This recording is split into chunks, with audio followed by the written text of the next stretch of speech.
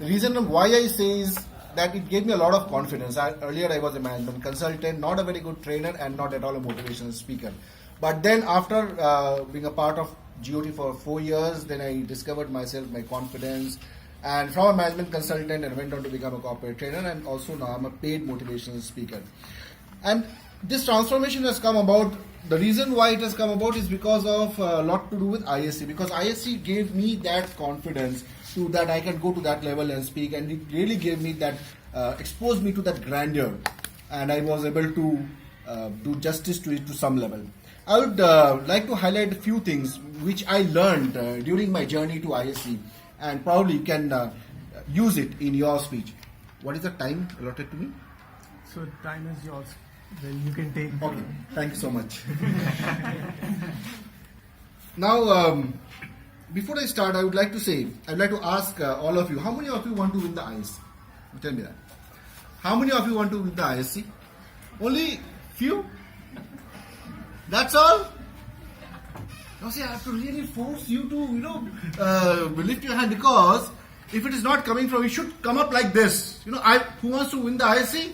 I want to win the ISC. First, you should be convinced within yourself that you are a strong contender. If you feel I am 50%, probably I am 60%, at the best 80%, then you are not doing justice to it. You should always be saying that I am 200%. I am 200%, and I really, really give it the best shot, and I will do it. If you are doubting yourself, like Kanish speech was there, the fear was actually following you, the shadow is always following you, then you have already given up before even trying. Okay, so what you have to do, simple technique that you have to do to win the ISC. Just take a printout of the ballot sheet. This is a ballot sheet, okay? This is the judge's ballot sheet, where you have got all the parameters against which the judges will mark you. Take it out, look at it, do like this, and throw it into the dustbin. You know why I am saying this? Because I always believe that a person speaks from the heart. He is able to win many hearts. And the reason why Mohammad Khatani, the reason why Darren, can I have a pen, marker? Sure. Yeah. The reason why they are able to win the ISC is because they had this. B-SS. I'll tell you what it is. You should have the courage, and they had the courage to actually wear an underwear in front of the entire world. Darren had that courage to wear an underwear in front of the entire world. Mohammad Khatani lighted a cigarette in front of the entire world. So when they did that act, they actually proved that they are the boss.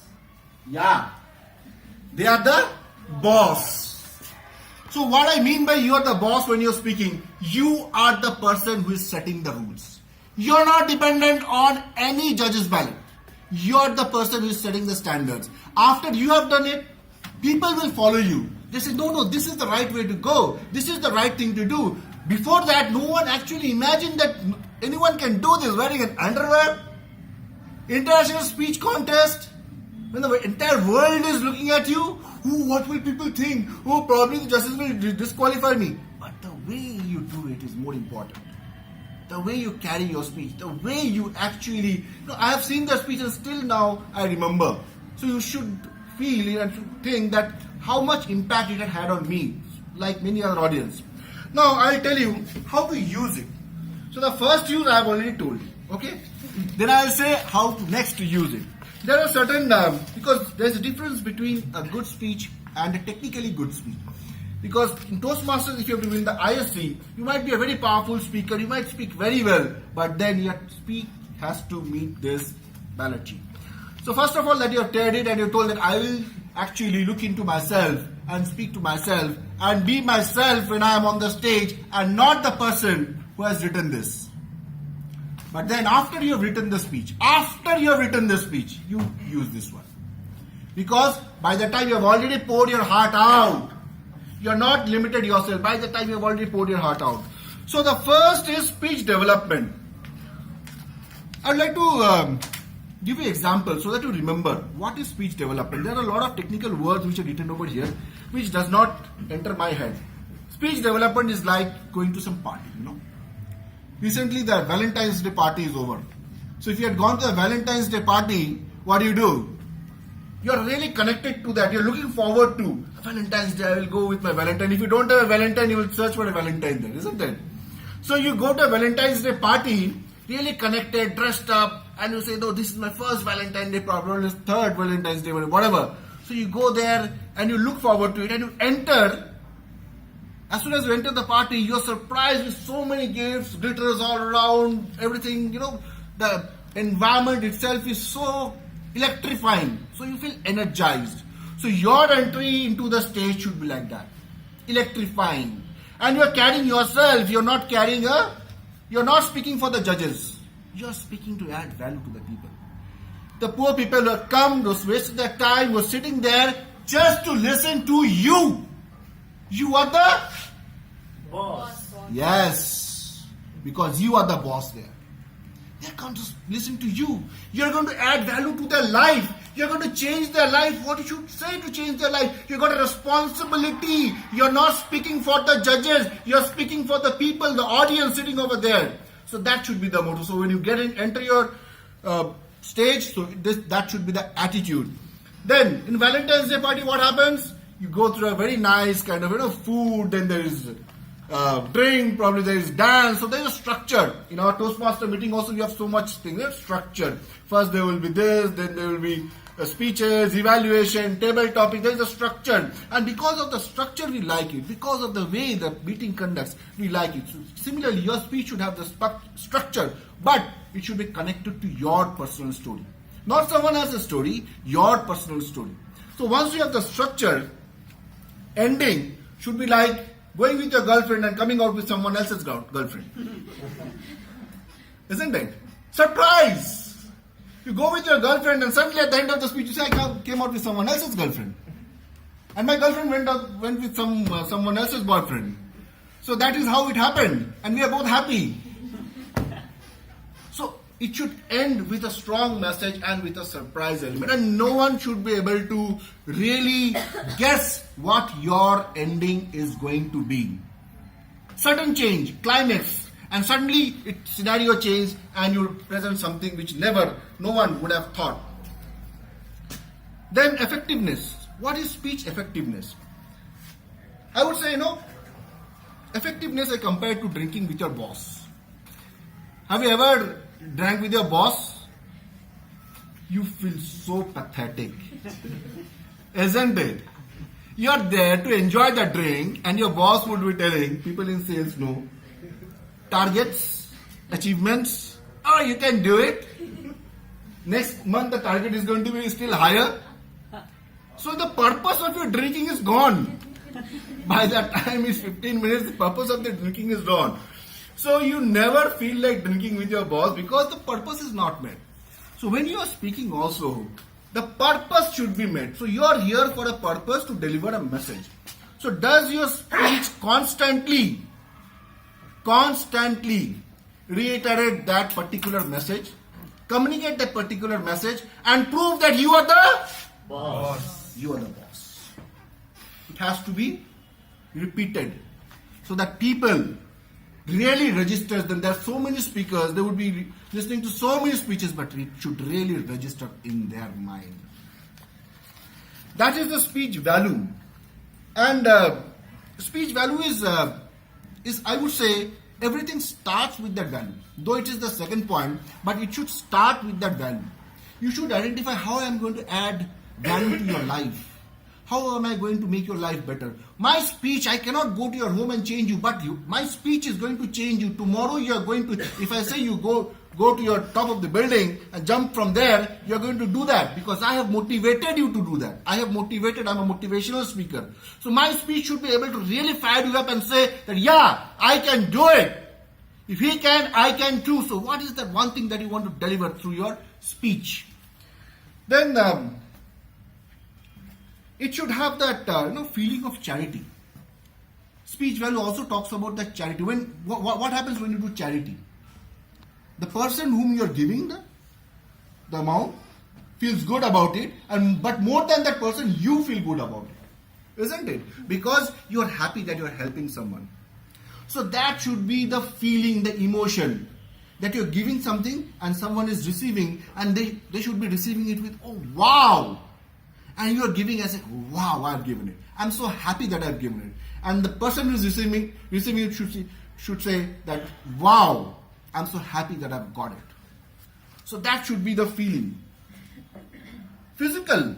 When I'm talking about the physical part of it, what happens when you marry? So how many people are married over here?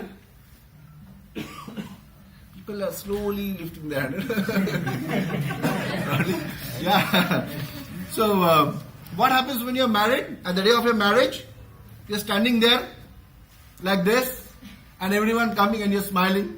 Please come, please come. And your friends suddenly come and say, oh, you're so decent today. Looking very good. Doing like this. I'll tell your wife what you do after two pegs. I'll tell her. You know? Say, but you are like this. Okay, please leave me to. So that is exaggeration. Exaggeration. But when you go to the interview, what happens? Just the opposite. You're stiff. You're not at all flexible. You're thinking, you're anxious. There you're smiling, but there you have to be very controlled. Just the opposite of it. It shouldn't be like that. Neither that marriage kind of a body language, nor that interview kind of body language. It should be when you are with your good friends. So there are three kinds of friends, you know. One is the good friend, another is the bad friend, and in the intersection there are glass friends. Glass friend, not class friend, glass friends. So when you are with your glass friend, what happens? You are free. You are cool. But your body language should not be like this. Okay, I've come here to speak. It should not be like that. Like when you're with your good friends, you talk very energetically. You are there to give them an advice. You are there to receive something. You are there to add value to their life and add value to your life as well. So, you should be very relaxed. Your body language should be very relaxed, first of all. And you should walk on the stage like a tiger. You know how a tiger never is, look, whenever they have to hunt, they will speed. But before that, they walk like prowling. You know, prowling? They prowl. The tigers don't walk, they prowl. So, your walking on the stage should prove that you are the boss. You are the boss. You're occupying the stage completely, and then your body language should actually top the speech. Should be able to support your speech in such a way that even if a person sitting miles away is looking at you, not able to hear you, is able to identify, is able to make out that what is this speech all about. Through the way you dress, the way you talk, the way you take the stage, the way you hand over the stage, and the way you walk on the stage, everything is a part of manner. So in a picnic, what happens? Though you're there to enjoy, still you have to ensure that the food is cooked on time, everyone gets the food on time, everything is happening properly, and all the boozers are there at the corner to call them and they should have their food. So all those things should happen. You should be constantly coordinating and thinking that, okay, this is. And most importantly, whenever you're there on the stage, you will feel at times that this person is not looking at me. That person is looking somewhere else. And your attention is glued to that person. Why this person is not looking at me? Why this person is distracted? Never do that. Best way to actually be comfortable on the stage, and that energy, that manner, that attitude to come up, that you walk on the stage and you look at people you know. Definitely you will be knowing a lot of people. And smile. As soon as you smile, they will smile back. A lot of people, known and unknown, will smile back. And as soon as they smile back, you feel a lot more comfortable. Never start immediately. No one is going to kill you there. Never start. You're on the stage. Oh, my 7.5 minutes is gone. Okay, let me start. They'll start like a motorbike and end. No. Take your time. Your speech should not be more than 630 words. And people say that the winners Most of the winners, their speech is around 430, 450 words. I could never attain that kind of level, but imagine 400, 450 words and you say it in 7.5 minutes. So much of pauses, so much of body language, so much of action, storytelling. When you deliver a speech, people should be able to grasp it. Really, it should sink in them, understand. They're only able to appreciate it. Then only it will stay in their mind for a long, long time. So that is more important. And of course, appropriateness and correctness. So whenever you're at ISC, I've seen 99% of the speeches, they will have the right word, their grammar will be correct, they will be very, very well written. So there I never found any problem. But the problem where it comes is that zeal, that interest, that kind of energy. Some speeches will have very high energy, will really pick you up to a certain level and make you your boss. So that one message, if you are able to deliver at the end of the speech, you win or you lose, doesn't matter. Lot of people will remember that one message, and if you are able to change even one person's mind, that person sitting at the corner of the room, if you are able to impact that person, your job is done. And I wish you all the best. Thank you so much.